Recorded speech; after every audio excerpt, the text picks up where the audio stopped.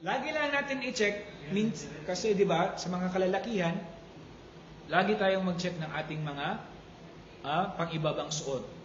Kasi minsan hindi natin namamalayan dahil sa sarap ng tulog natin minsan, nakakalimutan natin. Okay, mamaya nakapagsala tayo na yung pala tayo ay meron palang nagka-wet dreams pala tayo. Yung pangalawa dyan, yung pakikipagtalik sa o kaya pagtabi sa kanilang sa mga may asawa. Sa may asawa. Magsama rin wala pa. Kabilang din dyan yung regla. Tinatawag silang hadath akbar. Yung nifas, ano ibig sabihin ng nifas? Panganganak. Aywa. Okay. Dugo pagkatapos ng panganganak. Panglas, ito yung tinatawag na sariling sikap.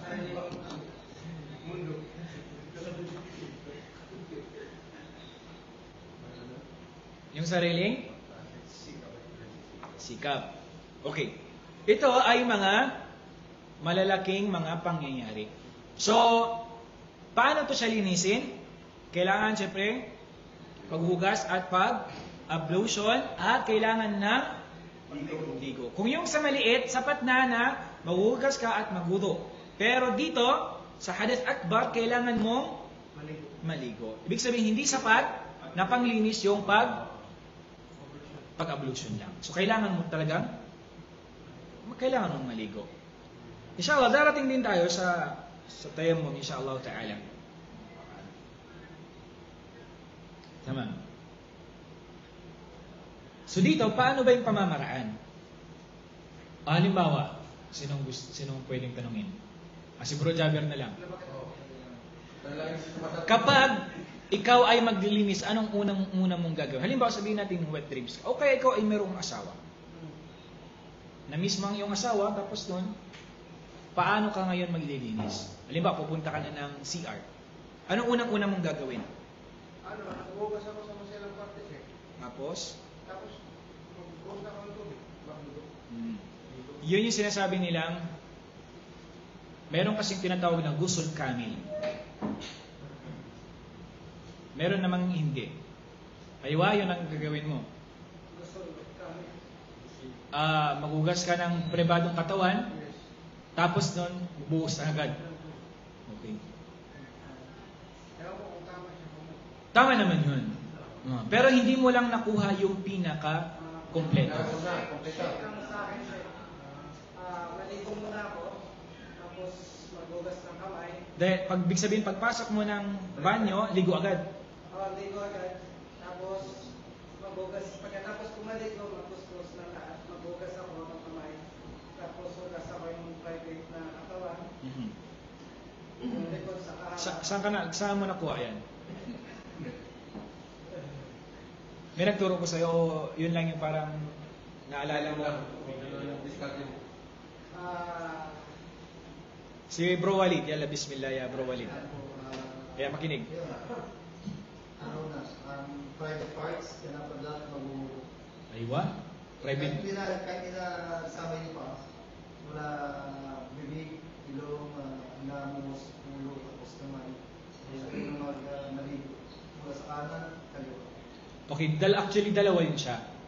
Yung pwede mong basain, yung paa mo, pwede mo siyang iiwan. Okay, dalawa yun siya. Pero yung ghusl kamil talaga, yun talaga magwuwudu ka. Pero okay naman, wala naman problema doon kung nag-direct ka na. Pagtapos maghugas ng pribadong ng katawan mo, then nagbuhos ka na, okay na yun. Ang importante doon kasi yung niya mo. Intention mo.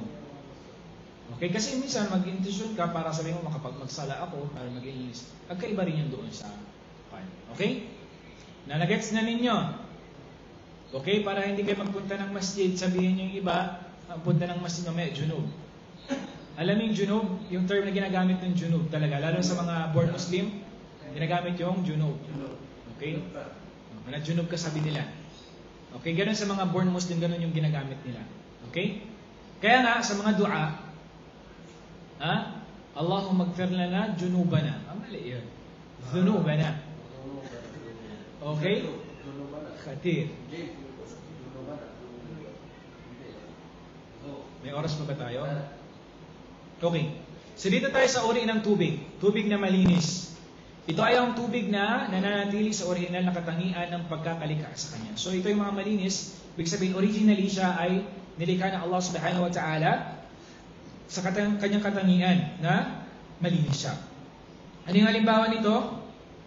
Ilog, yung karagatan, dagat, tubig, yung ulan, bukal, at balon. Ano pa? Lawa, balon,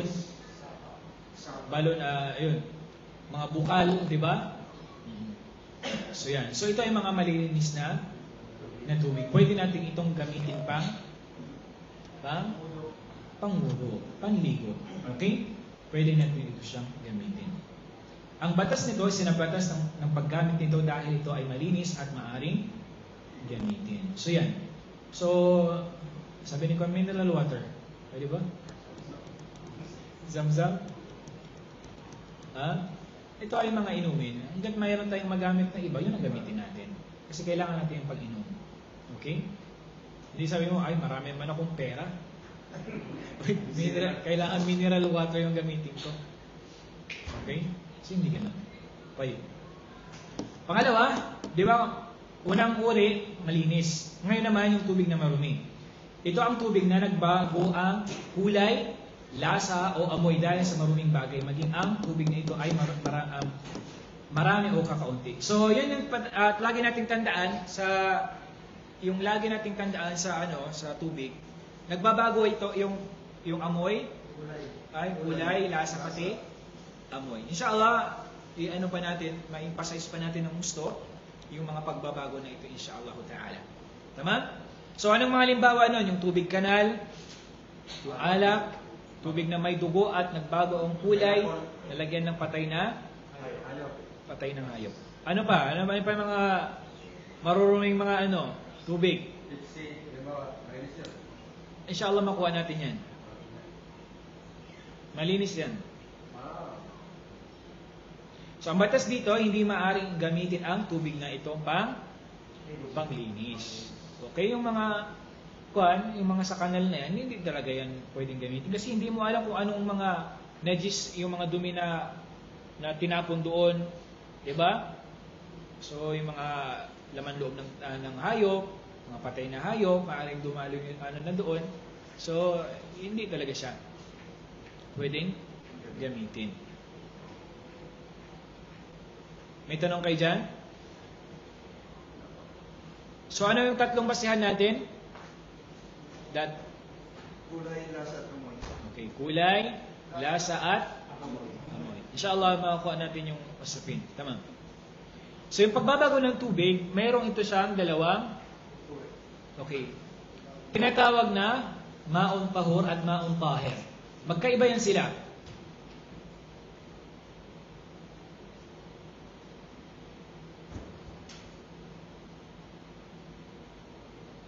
Okay, ano yung maun tahur?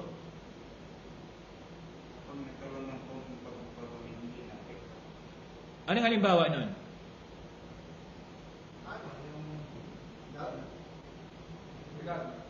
Halimbawa, meron kang tubig sa drum o balde.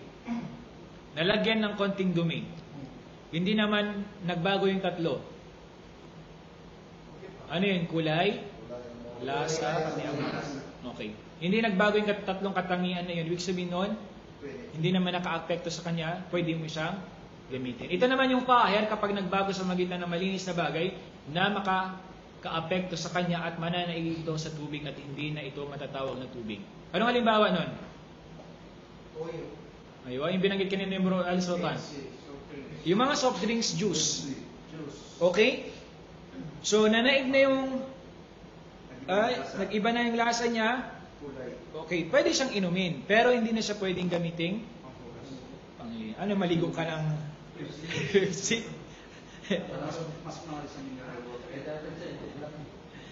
okay? So, hindi siya pwede. Pwede siyang gamitin nating inumin, pero hindi natin siya pwedeng gamitin. Malinis pa rin siya. Yung tubig ng buko. Saan siya napamabilan dito? Panguna o pangalawa? May lasa kasi din siya. Hindi siya Original. Pwede siyang pangulo? May lasa siya, may lasa. Hindi, pwede. Kasi wala namang nakalagay sa kanya. May lasa. Natural May na lasa yan eh. eh. Kasi ang iba kasi sa kanila, parang hindi na-consider nila yung juice. Buko juice, di ba? Bukas Ay, pala. pala. Kasi may kamis. May lasa. Ano pala? Hindi, wala nang start sa amin. Kaya gusto sa focus. Hmm. Siyempre, ano yun siya eh. Hindi mo naman siya, tawag dito, muhtaram kasi yun eh. Hindi man may. Hmm.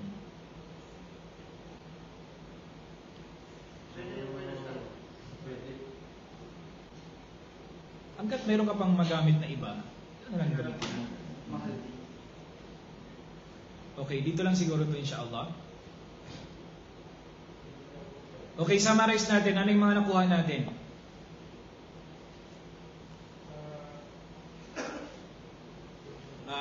Kahulugan ng tahara, ibig sabihin ng fair. Di ba? Ibig sabihin ng tahara. Ay, ba? Nawa yung okay. Okay, ano pa? Ada, ay. May dalawang Pangyayari. uri. Oo, dalawa. Okay ba? Ano yung dalawang uri ng hadath? Askas ka malaki. Maliit at malaking pangyayari. Maliit at malaking pangyayari. Yung maliit na yan, ang mga halimbawa niya? Dumi, pag-ihi. Pag-ihi, pag-utot, pag Paano linisin yun? tubig. Huwag mo unahan bro.